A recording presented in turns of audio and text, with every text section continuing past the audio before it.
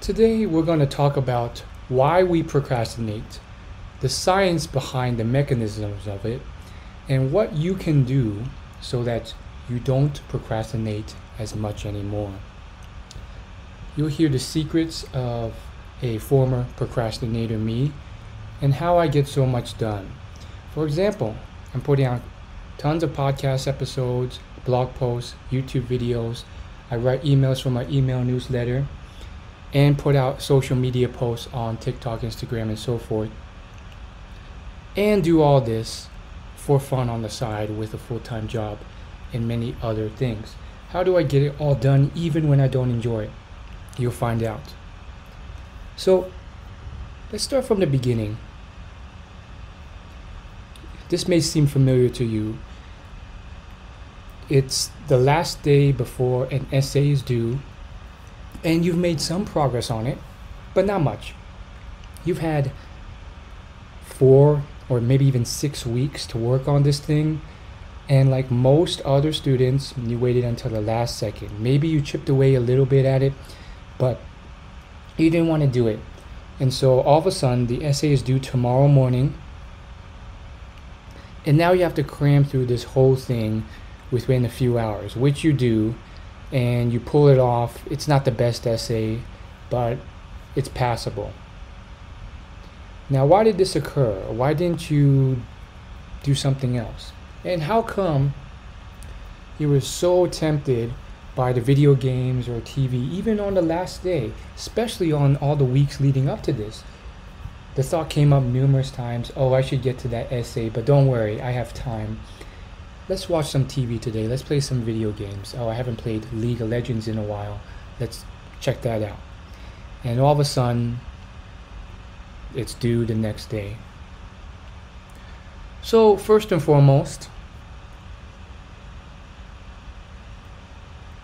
procrastination happens because it is a fear response that actually affects your amygdala. You actually create hormones in your brain like adrenaline that spike when you think about putting something off. It's your brain's assessment of a threat. Now, we're not talking a tiger coming at you, but to a much lesser degree, it's a threat, a fear, a discomfort. And therefore, your brain is accommodating, affecting your prefrontal cortex to essentially run away from this danger and put your mind at ease and into comfort. Now, I like to say in more layman's terms by using another analogy. How come no one ever says, oh man, I really should have played video games today, but I didn't. I put it off. I procrastinated. No one says that for a few reasons. One, video games are really enjoyable. People wish they can play. They beg their parents to be able to play. 2, it's not a requirement. They're not obligated to do this thing for school or work or to put food on the table. It's an entertainment-based thing that people enjoy and try and do more of in their limited free time.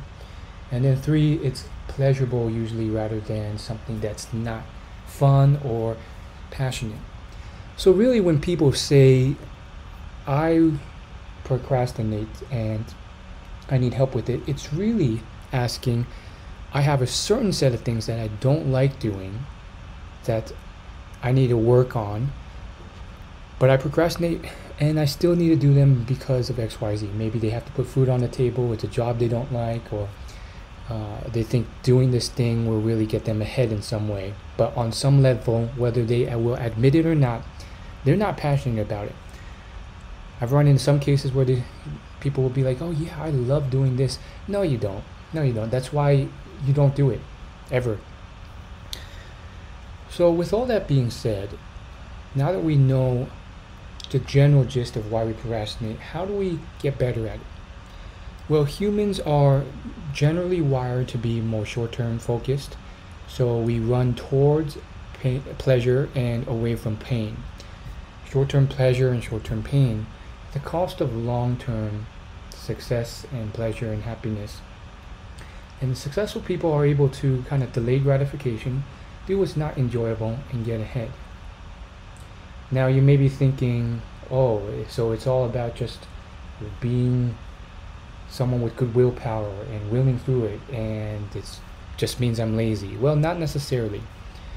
It's a misconception that if you procrastinate, you're lazy. Now, everyone procrastinates.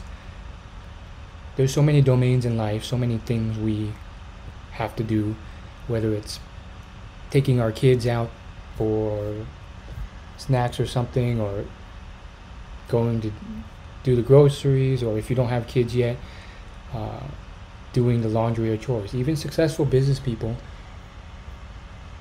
will procrastinate. They may like their job, but maybe there's some errand outside of work that they don't like doing. So we all procrastinate to some degree, and it's not necessarily laziness, because sometimes we do have limited time, and we have to make choices with our limited time on what's best to prioritize.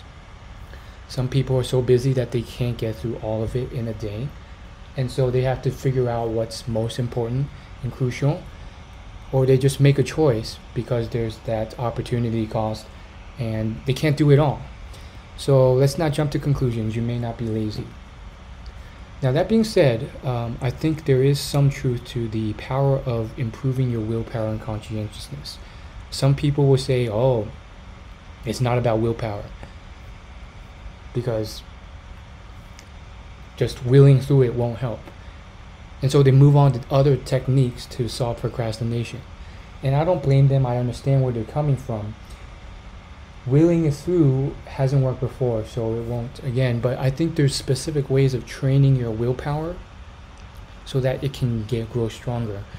There's a book called Willpower by Roy Baumeister that goes into detail about it.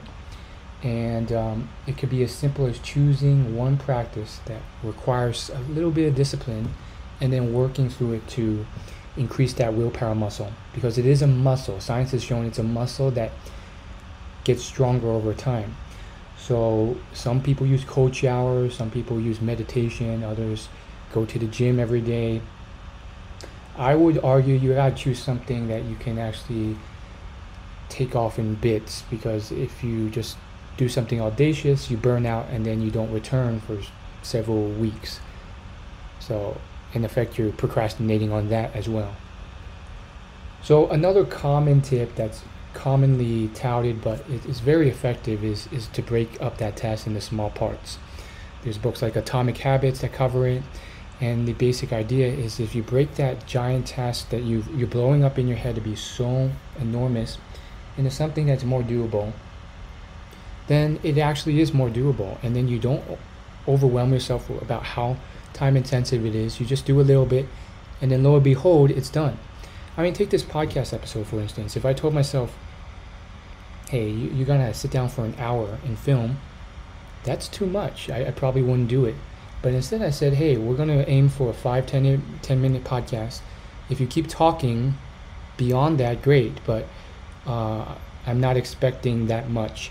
I think a 5-minute podcast on this topic could be very valuable to our audience. And lo and behold, it's already 8 minutes in, and I'm still talking about it.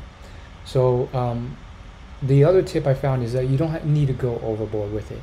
Sometimes I do that, and then I'll keep going. But then if I let myself go for too long and it becomes an hour-long podcast, I still burn myself out, even with that mental trick. And then next time I'm like, well, I know how that trick works. You're not going to fool me this time. Therefore, I let myself end within 5 or 10 minutes. So for this one, while the goal was 5 minutes, I'll probably end around 10 to 15 minutes. And last but not least, have compassion for yourself. Scientific studies have shown that those who are more self-compassionate when they drop the ball when it comes to building a habit, like sticking to a diet or not procrastinating, they end up getting back into the game after they drop the ball much sooner, and ultimately have a more sustainable diet or routine than the ones who beat themselves up. So be compassionate and generous to yourself and others, and that will help build momentum. So in conclusion, why do we procrastinate? Well, it's because we were wired to be kind of short-term focused creatures that run towards short-term pleasure and away from pain. Part of that has to do with evolutionary biology and how for most of the thousands of years of civilization before us, we didn't live that long. And it's only recently due to health care developments that we are able to live a lot longer, which means a lot of our genetics are still based in that time period but not suited for the modern age. So those who can learn to train themselves to delay gratification will get way ahead. And sure, I think it's important to find your passion and do that so you don't have to deal with procrastination because you'll love it. That alone is not always the answer, because even people who have found their passion will still have certain activities in work or outside of work that they don't enjoy. And that's where the willpower muscle comes in. Those who can delay gratification the best will be the ones who inherit the earth. I mean, just look at all the most successful people in the world. They're able to do the hard stuff that no one else is. Kobe Bryant, he went to the gym every day, worked out, while his competitors were going out to the nightclubs. Check the interviews, check the documentaries. So step by step, you can make it happen. So the next time you're looking at that essay due in 6 weeks, try and chew it off in bites. This actually worked for me. I said, okay, I'm not going to spend a whole night working on the essay the first week. That's going to be too much and I'm never going to do it. But how about 10 minutes? And I did it. I did 10 minutes every, I think it was like 2 times a week. And then I chipped away at it every week for the 6 weeks. And by the time it was the last week, I'd already gotten through most of that essay. So little bits, atomic habits, little bites can really do the trick. And best of luck to you. Let me know if this helped, and please reach out to me if you've had any new tips that have worked for me so I can share it with our community.